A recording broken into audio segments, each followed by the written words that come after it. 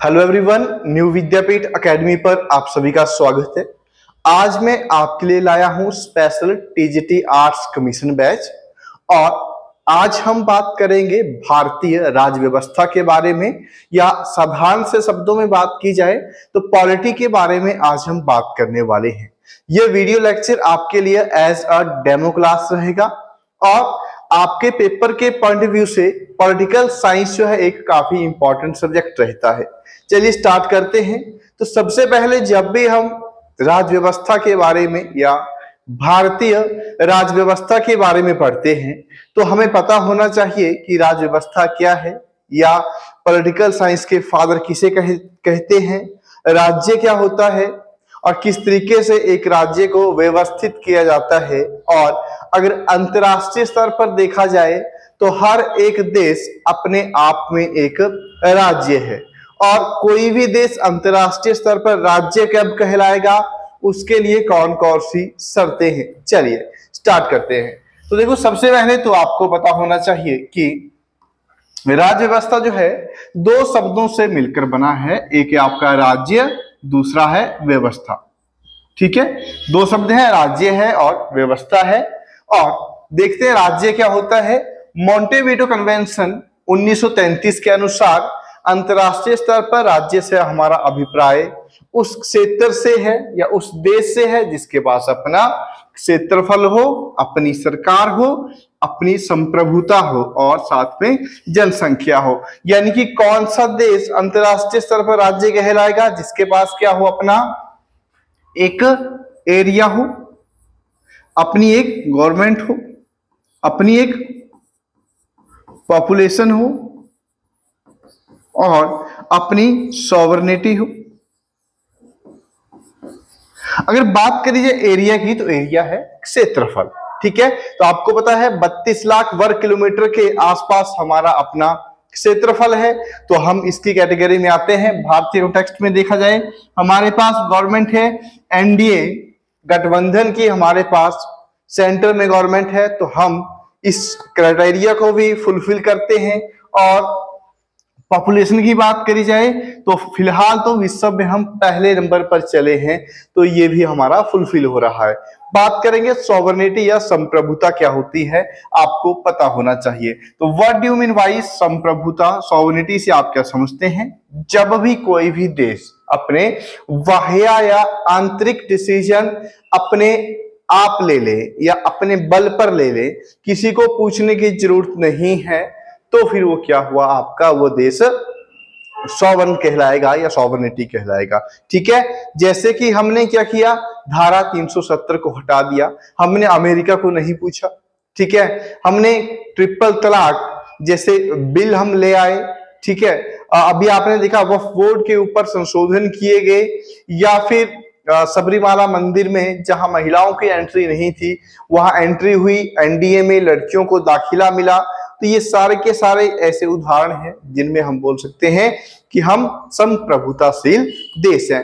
तो हम भी क्या है, अंतरराष्ट्रीय स्तर पर एक राज्य है। ठीक है, तो ये सारे के सारे एलिमेंट जो हैं भारत के साथ मैच करते हैं। ठीक है, ये सारे के सारे एलिमेंट भारत के साथ मैच करते हैं। चलिए नेक्स्ट है व्यवस्था से हमारा अभिप्राय सीधा सा किसके साथ है, संविधान से है। दो शब्दों से मिलकर बना है, राज्य मैंने बता दिया, व्यवस्था क्या है जी, संविधान है। ठीक है, अभी थोड़ा सा देर बाद देखेंगे संविधान क्या होता है, उससे पहले देखेंगे कि who is the father of political science. Political science के पितामह किसे कहते हैं या जनक किसे कहते हैं, ध्यान रखें, पॉलिटिकल साइंस या राजनीतिक विज्ञान के जनक अरस्तु को कहा जाता है। ठीक है, तो याद रखें कौन है, अरस्तु जो है पॉलिटिकल साइंस के जनक है, फादर है। और एक चीज और ध्यान में रखनी है कि ये क्लास जो है फाउंडेशनली चली है।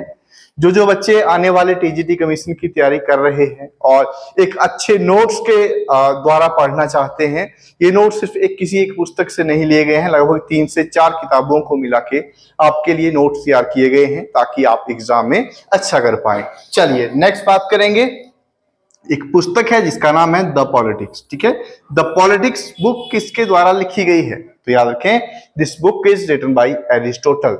नेक्स्ट बात करेंगे संविधान का क्या अर्थ है। चलिए संविधान का अर्थ, संविधान क्या है? एक ऐसा दस्तावेज है जिस पर कुछ नियम लिखे गए हैं, कुछ कानून हैं, कुछ नॉर्म्स हैं, जिनके द्वारा किसी भी देश की शासन व्यवस्था चलाई जाती है। ठीक है, ये लिखित भी हो सकता है, यह अलिखित भी हो सकता है।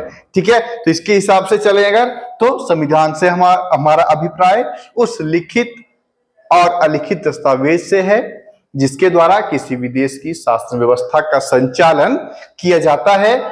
और जैसे भारत में क्या है, आपका लिखित संविधान है, तो कभी आपसे पूछा जाए कि भारत में लिखित संविधान का प्रयोग होता है या अलिखित संविधान का, तो भारत में लिखित संविधान का प्रयोग होता है और ब्रिटेन में जैसे अलिखित है। ठीक है, यहाँ थोड़ी मिस्टेक है, जैसे ब्रिटेन के संविधान में अलिखित संविधान का प्रयोग हुआ है। ठीक है, तो संविधान के दो प्रकार हैं, डिटेल में भी बात करेंगे। संविधान क्या है ये भी आपको पता लग गया होगा, वो नियम, वो कानून जिसके द्वारा किसी देश की व्यवस्था चलाई जाती है, वो संविधान लिखित भी हो सकता है और वो संविधान अलिखित भी हो सकता है। अब बात करेंगे इसके टाइप्स के बारे में। तो लिखित संविधान से हमारा क्या अभिप्राय है? लिखित संविधान से हमारा अभिप्राय उस संविधान से है जिसको किसी एक दस्तावेज में व्यवस्थित तरीके से लिखा गया हो, यानी कि एक ही दस्तावेज है और उसे व्यवस्थित तरीके से लिखा गया है।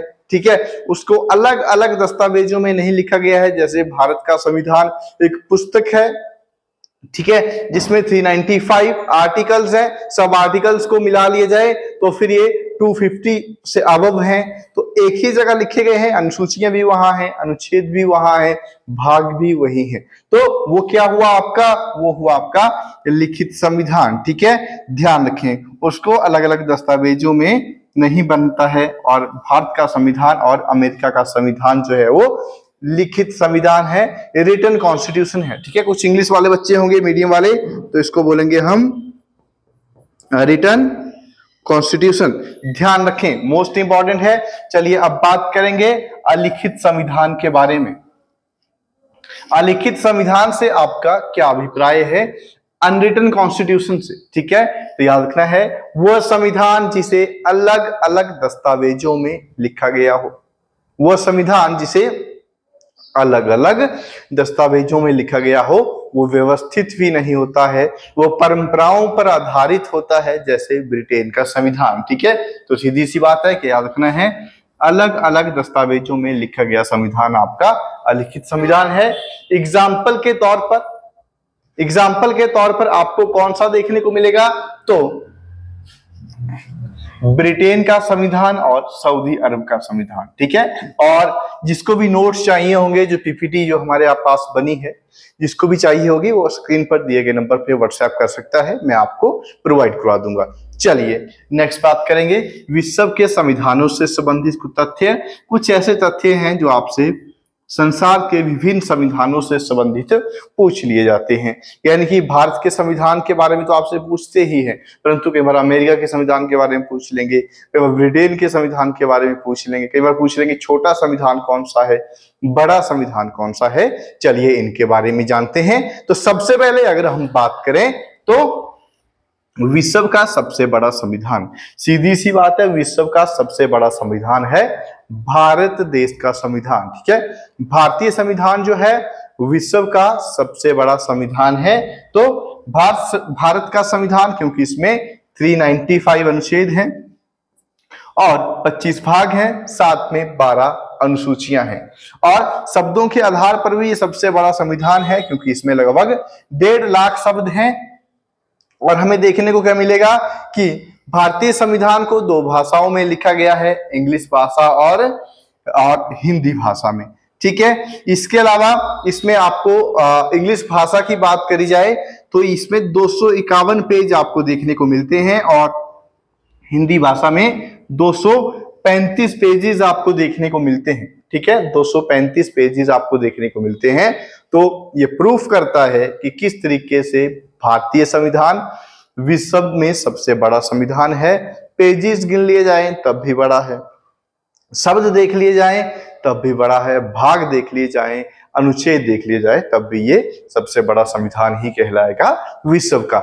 चलिए नेक्स्ट बात करते हैं। नेक्स्ट है विश्व का सबसे छोटा संविधान।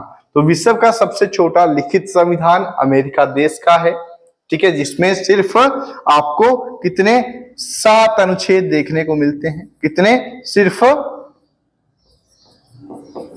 7 अनुच्छेद देखने को मिलते हैं और यह 4 मार्च 1789 को लागू हुआ था और यह 7वें विश्व का पहला लिखित संविधान भी है।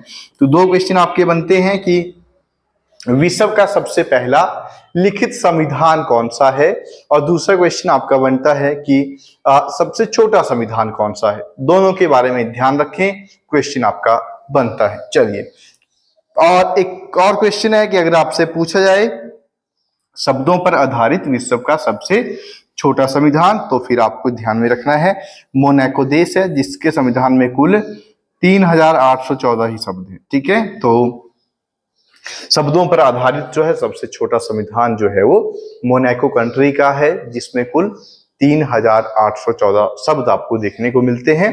अनुच्छेदों के आधार पर अमेरिका हो गया और शब्दों के आधार पर आपको मोनाको कंट्री हो गई। आई होप आपको यहां तक समझ आया होगा और जिसको भी नोट्स चाहिए होंगे वो कांटेक्ट कर लेगा। चलिए नेक्स्ट बात करते हैं लिखित संविधान वाले देशों के नाम।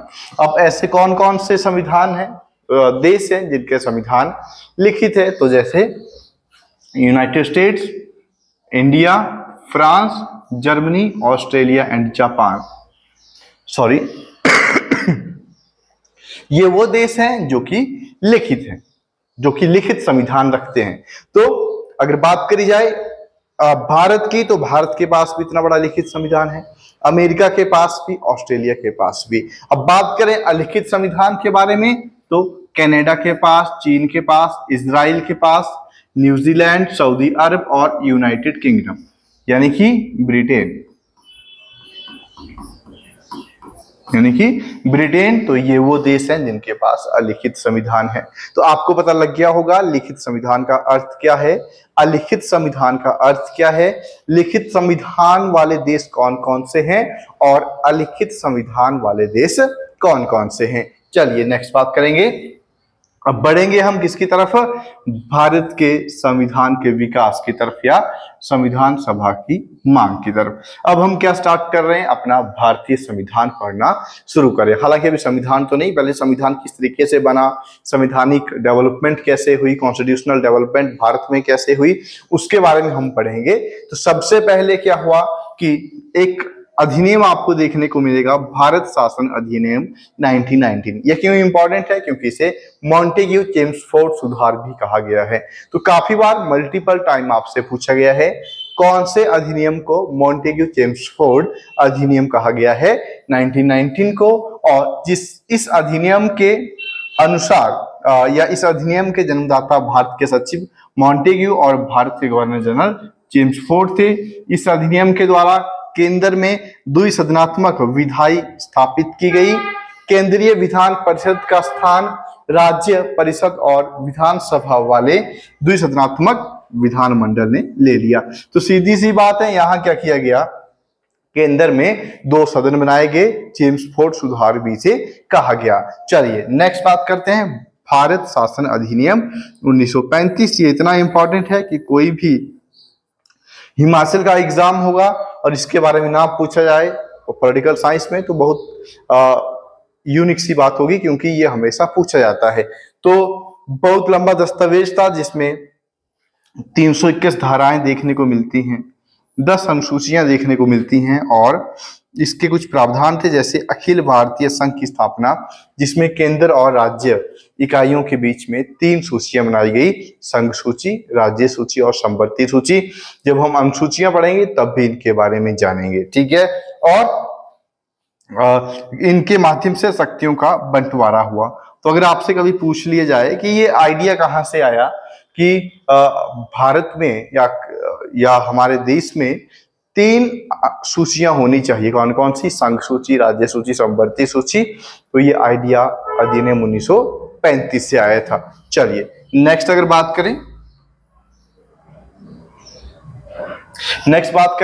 इसमें और क्या था, अपविष्ट विषयों पर विधि बनाने का अधिकार वायसराय को दिया गया। 11 राज्यों में से 6 द्विसदनात्मक व्यवस्था का प्रारंभ किया गया, जिनमें बंगाल, मुंबई, मद्रास, बिहार, संयुक्त प्रांत, असम शामिल थे।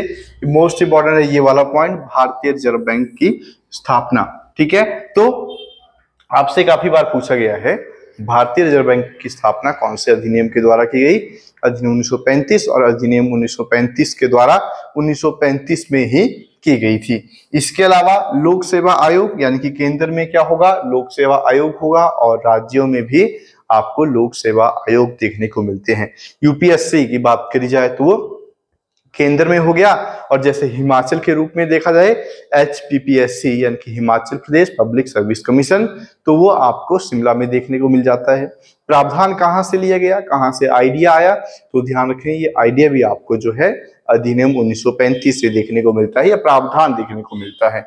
चलिए नेक्स्ट है संघीय न्यायालय की स्थापना 1937 में। संघीय न्यायालय की स्थापना हुई, जिसके प्रथम मुख्य न्यायाधीश मॉरिस गावर थे। ठीक है, और पंडित जवाहरलाल नेहरू ने अधिनियम 1935 को अनेक ब्रेकों ऐसी उसको बोला कि इसमें क्या है, अनेक ब्रेकों वाला इंजन है, आ जाएंगे। ठीक है, अनेक ऐसी ब्रेकों वाला इंजन है, गाड़ी है जिसमें कि इंजन ही नहीं है, और इसे पूर्णतः सादा और मूल रूप से बुरा कहा है, और साथ में नेहरू जी ने इसे दास्ता का चार्टर भी कहा है। यानी कि दास्ता का चार्टर किस अधिनियम को कहा गया है, आपसे कई बार क्वेश्चन बना है। ठीक है, तो ध्यान रखें दास्ता का चार्टर भी इसे कहा गया है, और एक ऐसी गाड़ी बोला है जिसमें अनेक इंजन है अनेक ब्रेकें हैं, परंतु उसमें इंजन आपको देखने को नहीं मिलता है। चलिए नेक्स्ट बात करेंगे संविधान सभा की मांग के बारे में। तो संविधान सभा की मांग किस किस के द्वारा रखी गई, देखो जब भी हमें ऐसा लगने लगा कि हम आजाद होने वाले हैं, तो यहाँ हमारे सबके मन में ख्याल था कि हमारा अपना संविधान हो या हमारी एक संविधान सभा हो। ठीक है, तो इसके लिए समय समय पर मांग उठती आई है, काफी सारे लोगों ने, व्यक्तियों ने जो है इसकी बात कही है। ठीक है, तो संविधान सभा की मांग तो 1895 में बाल गंगाधर तिलक के द्वारा स्वराज विधेयक में अधिकारों की मांग की गई। 1922 में महात्मा गांधी जी ने यंग इंडिया और हरिजन पत्रिका में भी संविधान सभा की मांग रखी। 1927-28 में मोतीलाल नेहरू द्वारा अधिकारों की मांग रखी गई।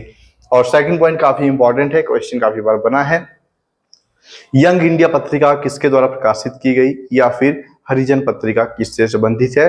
ध्यान रखें ये महात्मा गांधी जी के द्वारा प्रकाशित की गई थी, और महात्मा गांधी हमेशा बोलते थे कि भारतीय संविधान भारतीयों की इच्छा के अनुसार बनना चाहिए। इसका अर्थ यह है कि संविधान सभा में जितने भी लोग हों वो मुख्यतः नहीं परंतु पूरे के पूरे भारतीय होने चाहिए, उनमें एक भी अंग्रेज नहीं होना चाहिए। तो ये बात आपको ध्यान में रखनी है। इसके अलावा 1934 में एमएन रॉय के द्वारा संविधान सभा की मांग रखी गई। 1934 में भी क्या हुआ, एमएन रॉय ने संविधान सभा की मांग रखी। नोट के तौर पर याद रखें कि सबसे पुरानी संविधान सभा अमेरिका की है। कभी आपसे क्वेश्चन पूछा जाए कि विश्व में सबसे पुरानी संविधान सभा या कॉन्स्टिट्यूएंट असेंबली किस देश की है, तो ध्यान रखें यह अमेरिका की है। और इसके बाद आपको ये टर्म जो है इंग्लैंड की देखने को मिलती है। तो संविधान सभा टर्म, कॉन्स्टिट्यूएंट असेंबली जो टर्म है ये कहाँ से ली गई है, इंग्लैंड से ली गई है। और सबसे पुरानी संविधान सभा अमेरिका की है, और दूसरी सबसे पुरानी संविधान सभा आपको फ्रांस की देखने को मिलेगी। ठीक है, दूसरी सबसे पुरानी संविधान सभा आपको फ्रांस की देखने को मिलती है, इस चीज का ध्यान रखें। चलिए, आई होप आपको साथ साथ में आप नोट भी कर रहे हैं और आपको पता भी लग रहा है।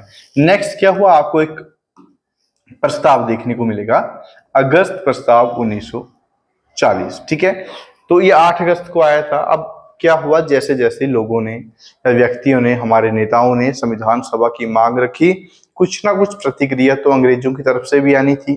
अंग्रेज एक प्रस्ताव लाए जिसका नाम था ऑफर 1940, अगस्त प्रस्ताव 1940। इसमें क्या बोला गया? तो इसमें बोला गया कि संविधान सभा का निर्माण कर दिया जाएगा, परंतु मुख्यतः सदस्य भारतीय होंगे। यानी कि अंग्रेज चाहते थे कि कोई ना कोई उन्होंने एक ऐसा व्यक्ति ऐड करना है या ऐसे सदस्य ऐड करने हैं जो भारतीय ना हो। मुख्यतः का अर्थ है, फॉर एग्जांपल 400 लोग होंगे तो वहां 300 भारतीय डाल दिए जाएंगे और 100 लोग अंग्रेज डाल दिए जाएंगे। तो 100 लोग जो है काफी प्रभावित करेंगे बाकी 300 को, तो ये हम नहीं चाहते थे, इसलिए इसे क्या किया गया? अस्वीकार कर दिया गया। ठीक है, तो पहली बात हो चुकी है। महात्मा गांधी चाहते थे कि भारतीय संविधान भारतीयों की इच्छा के अनुसार बने, तो इसलिए इसे रिजेक्ट कर दिया गया। फिर आया क्रिप्स मिशन 1940, ये सर क्रिप्स की अध्यक्षता में लाया गया और इसमें कहा गया कि संविधान सभा का निर्माण दूसरे विश्व युद्ध की समाप्ति के बाद कर दिया जाएगा। क्या बोला गया? संविधान सभा का निर्माण जो है वो दूसरे विश्व युद्ध की समाप्ति के बाद किया जाएगा। और इसके अलावा अगर बात करी जाए तो अभी टाइम देखें तो 1942 था, यानी कि अगर समय देखें तो 1942 था। तो अब 1942 के अकॉर्डिंग अगर हम देखें तो ये पॉसिबल नहीं था कि हम पता लगा पाए, ये पॉसिबल नहीं था कि हम पता लगा पाए कि कौन सा युद्ध कब रुकने वाला है। तो ये क्या था? एक ऐसा वादा था जो कि आधा अधूरा था, इसलिए महात्मा गांधी ने इसे पोस्ट डेटेड चेक कह दिया या दिवालिया बैंक का चेक कहा। क्यों? क्योंकि ये ऐसी बात थी जो अभी किसी को पता नहीं थी कि कौन सी परिस्थिति क्या आने वाली है या कब संविधान सभा का निर्माण किया जाएगा। चलिए, इसके अलावा कैबिनेट मिशन 1946, ठीक है, कैबिनेट मिशन 1946 है। यह मिशन लॉरेंस की अध्यक्षता में लाया गया और जिसमें कुल 3 सदस्य थे, सर पैट्रिक लॉरेंस, एवी अलेक्जेंडर और सर क्रिप्स। ठीक है, और भारतीयों के द्वारा इसे स्वीकार कर लिया गया और इसके अनुसार संविधान सभा के सदस्यों का निर्धारण किया गया या फिर संविधान सभा को बनाया गया। तो आपसे काफी बार पूछा गया है कि जो संविधान सभा है उसका आधार कौन सा मिशन था? याद रखें, कैबिनेट मिशन जो है संविधान सभा का आधार बनता है और उसने क्या डिसाइड किया कि संविधान सभा में कुछ सदस्य मनोनीत किए जाएंगे यानी कि नॉमिनेट किए जाएंगे और कुछ सदस्यों का क्या होगा? कुछ सदस्यों का निर्वाचन होगा जिसको हम बोलेंगे इलेक्शन होगा। ठीक है, तो इसने क्या किया फिर? तो कुछ सदस्य कहां से लिए जाने थे? ब्रिटिश प्रांतों से सॉरी, कुछ सदस्य ब्रिटिश प्रांतों से लिए जाने थे और कुछ सदस्य यहां देशी रियासतों से। तो ब्रिटिश प्रांतों से भी, ब्रिटिश प्रांतों से, देशी रियासतों से और कुछ सदस्य मुख्य आयुक्त क्षेत्रों से लिए जाने थे, चीफ कमिश्नरी एरिया से। ठीक है, तो ब्रिटिश प्रांतों से 292 सदस्य आए, देशी रियासतों से 93, मुख्य आयुक्त क्षेत्रों से आपको 4 सदस्य देखने को मिल जाते हैं। तो ब्रिटिश प्रांत तो से जो सदस्य आने थे इनका होना था इलेक्शन, इनका होना था इलेक्शन। देशी रियासत के जो सदस्य थे इनका होना था नॉमिनेशन। और जो मुख्य आयुक्त क्षेत्रों से सदस्य आने थे, जो कि कौन कौन से उस समय? अजमेर, बलूचिस्तान, कुर्ग और दिल्ली, इनका भी इलेक्शन होना था, ये भी इलेक्टेड होके आने थे। ठीक है, अब काफी बार आपसे पूछा गया है, काफी बार पूछा गया है कि संविधान सभा में कुल सदस्यों की संख्या कितनी निर्धारित की गई थी? अगर इनको टोटल करें तो ये कितने बन गए आपके? 389। ठीक है, तो ये बन गए आपके टोटल मेंबर्स कितने बन गए? 389। टोटल मेंबर बन गए आपके 389। काफी बार पूछा गया है, याद रखें, भूलना नहीं है। अब इसके बाद ध्यान रखें कि संविधान सभा में एक सदस्य 10 लाख लोगों का, 10 लाख लोगों का प्रतिनिधित्व कर रहा था। संविधान सभा में महिलाओं की संख्या 15 थी, अनुसूचित जाति के सदस्यों की संख्या 26 थी और अनुसूचित जनजाति के सदस्यों की संख्या, अनुसूचित जनजाति के सदस्यों की संख्या 33 थी। तो काफी बार बना है कि महिलाओं की संख्या कितनी थी, एससी सदस्यों की संख्या और एसटी सदस्यों की संख्या संविधान सभा में कितनी थी, ध्यान रखें। और इलेक्शन होना था, जैसे ही इलेक्शन के परिणाम आते हैं तो कांग्रेस को 208 सीट्स प्राप्त होती हैं, कांग्रेस को 208 सीट्स प्राप्त होती हैं और मुस्लिम लीग को 73 सीट्स, और जो अन्य पार्टी थी छोटी छोटी उनको कुल 15 सीट्स प्राप्त होती है। तो ये क्या हुआ, इलेक्शन के रिजल्ट्स हैं, और इसमें कांग्रेस जो है वो विनर रहती है, या हम बोलें कि मुख्य रूप से काफी सदस्य आपको कांग्रेस के देखने को मिलते हैं। इसके आगे हम नेक्स्ट वीडियो में बात करेंगे। आई होप आपको डेमो क्लास अच्छी लगी होगी, काफी डीप कंटेंट आपके लिए क्रिएट किया जा रहा है, कंटिन्यू आपके नोट्स बन रहे हैं। अगर आपको टीजीटी कमीशन आर्ट्स में एडमिशन लेनी है तो स्क्रीन पर दिए गए नंबर पर कॉन्टैक्ट करें। धन्यवाद।